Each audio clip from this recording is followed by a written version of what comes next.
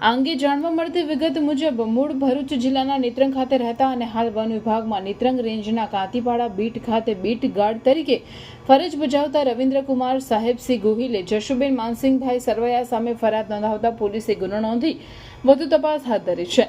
જેઓ વન વિભાગમાં નેત્રંગની મહિલા આરએફઓ ફોરેસ્ટ ઓફિસર તરીકે કામ કરે છે। તેમણે જણાવ્યું કે ગત 19મીએ તે વન વિભાગમાં કામ કરતા અન્ય બીટ ગાર્ડ સાથે વાલપુર સાંજના 4 વાગ્યાના સુમારે મહિલા આરએફઓ જશુબેને રવિન્દ્રભાઈના મોબાઈલ પર વોટ્સએપ કોલ આવતા તેમણે પૂછ્યું હતું કે રવિન્દ્રભાઈ તમે ગાલીબાગ ગામ ગયા છો, કામદારો વિશે શું હતું?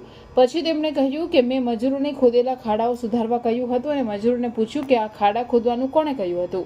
આ સાંભળીને મહિલા આરએફઓ જશુબેન ખૂબ જ ઉશ્કેરાઈ ગયા અને ગાળો બોલવા લાગ્યા કે તમે જે કરો છો તે કરો અને તું ઓફિસ આવીશ અને તને જઈશ, હું તારા ઘરે આવીશ અને તને મૂકી દઈશ। આ સાંભળીને રવિન્દ્રભાઈ તેનું અપમાન કરવાની ના પાડી અને જાનથી મારી નાખવાની ધમકી આપી। પોલીસ ફરિયાદમાં જણાવ્યા મુજબ મહિલા આરએફઓ દ્વારા રવિન્દ્રને કોઈ પણ રીતે હેરાન કરવામાં આવતો હતો। આ અંગે બીટગાર્ડ રવિન્દ્રકુમાર સાહેબસિંહ ગોહિલે મહિલા આરએફઓ જશુબેન માનસિંહભાઈ સરવૈયા સામે નેત્રંગ પોલીસ મથકમાં ફરિયાદ નોંધાવી છે।